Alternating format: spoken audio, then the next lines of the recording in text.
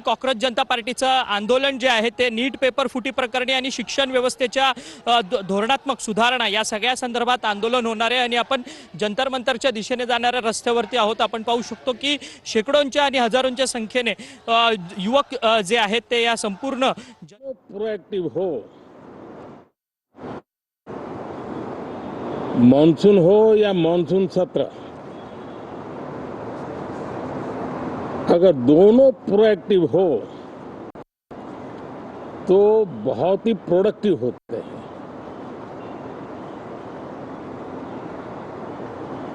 और दोनों को प्रोडक्टिव होते हैं तो देश का कल्याण होता है, जीव मात्र का कल्याण होता है। और इसलिए हम यही प्रार्थना करते हैं कि मानसून भी प्रोएक्टिव रहे, मानसून सत्र भी प्रोडक्टिव रहे।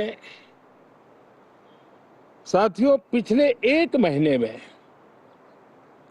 देश ने अनेक सिद्धियां प्राप्त की है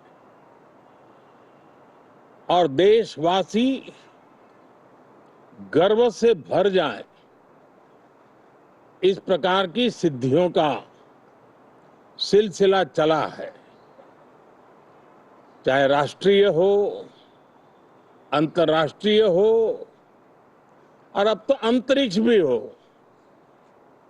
एक प्रकार से भारत के लिए गर्व के पल रहे हैं। पिछले वर्ष मानसून सत्र के ठीक पहले भारतीय नागरिक इंटरनेशनल स्पेस स्टेशन पर पहुंचा था और कल ही परसों भारत का एक युवा स्टार्टअप, उसने बहुत बड़ी सिद्धि प्राप्त की है। विश्व के कम ही देश हैं जहां इस प्रकार से प्राइवेट साहस हुए हैं और भारत के युवाओं ने अंतरिक्ष में नई उड़ान भरी है। बहुत बड़ी सफलता है। और ये जो स्काईरूट स्टार्टअप है, उसमें जो नौजवान काम कर रहे हैं, मुझे बताया गया उनकी पूरी टीम की जो एवरेज एज है वो सिर्फ 28 साल है। ऐसे नौजवानों ने ये काम करके दिखाया है। मैं किसी 56 साल के नौजवान की बात नहीं कर रहा हूं, मैं देश के ये स्टार्टअप ने 28 के एवरेज वाले नौजवानों ने अंतरिक्ष में भारत का झंडा गाड़ दिया है। उनको तो बधाई है ही है, लेकिन ऐसी बातें जो हैं जो भारत को आत्मविश्वास से भर देती है। विश्व में भारत का प्रोफाइल सर्वमान्य, सर्वस्वीकृत बनता जाता है। साथियों, ये संयोग नहीं, ये एक संदेश है और बड़ा मजबूत संदेश है कि हमारे देश के युवाओं की क्षमता और उनकी आकांक्षा अंतरिक्ष जितनी असीम है, इससे बड़ा संदेश देश के लिए कोई और प्रेरणा नहीं दे सकता। साथियों, जो रिफॉर्म एक्सप्रेस पर सवार होकर के आज देश चल पड़ा है, उसी का नतीजा है कि भारत के नौजवान इतना बड़ा साहस कर पाते हैं और सफल भी हो रहे हैं। साथियों, पिछले दिनों राजस्थान में बहुत बड़ी ऑयल रिफाइनरी देश को समर्पित की गई।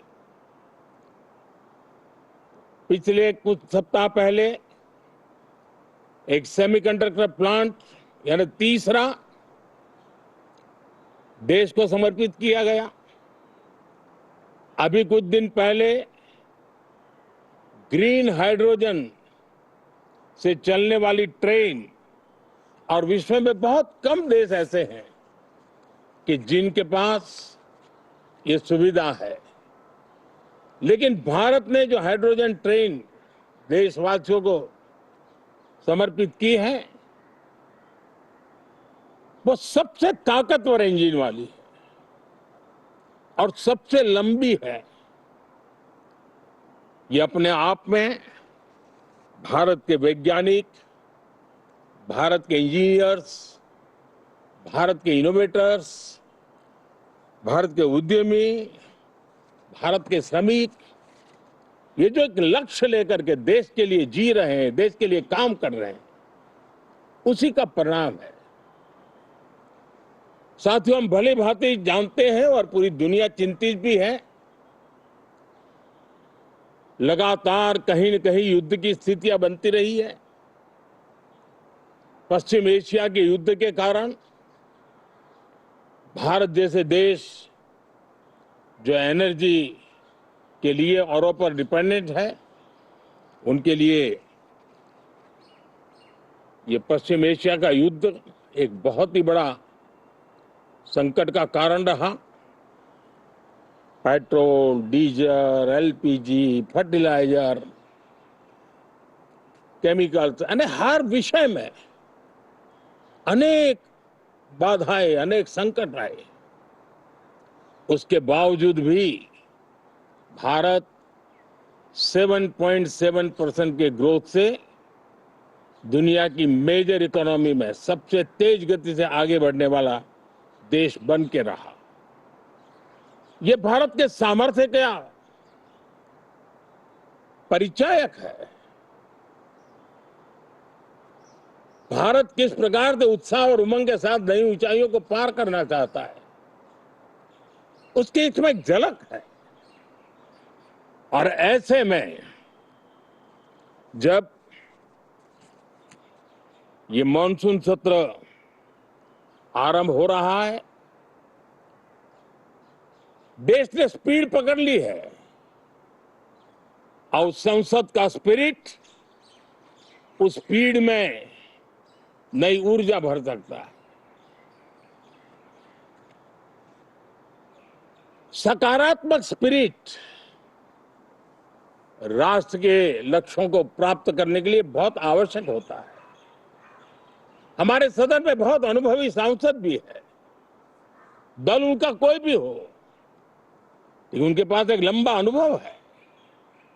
ऐसे समय में उनके अनुभव की, उनके ज्ञान की संसद को भी जरूरत है, देश को भी जरूरत है।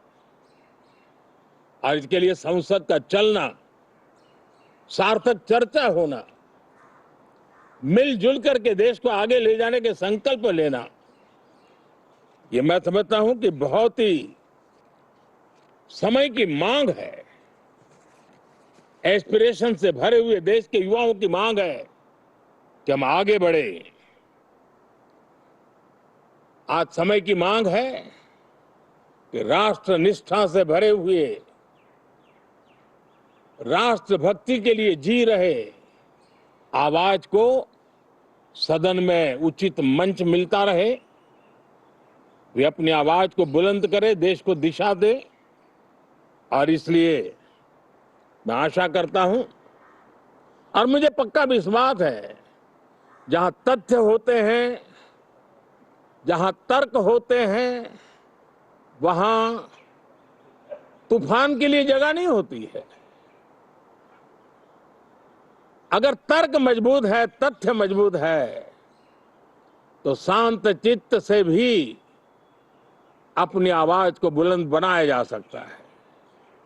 मैं आशा करता हूं तर्क और तथ्य के साथ सदन की चर्चा को समृद्ध किया जाए, हर आवाज को अवसर मिले, हर विचार को सम्मान मिले ये संसद की हमारी भूमिका है। मैं सभी सांसदों से बढ़ चढ़ करके इस सदन में हिस्सा लेने के लिए निमंत्रित करता हूं। आज सुबह स्पीकर महोदय जी ने भी सोशल मीडिया के माध्यम से देश के सांसदों का स्वागत करने के अपने भाव को व्यक्त किया है। मैं भी उसमें अपना स्वर मिलाता हूं। आप सबका बहुत बहुत धन्यवाद। नमस्कार।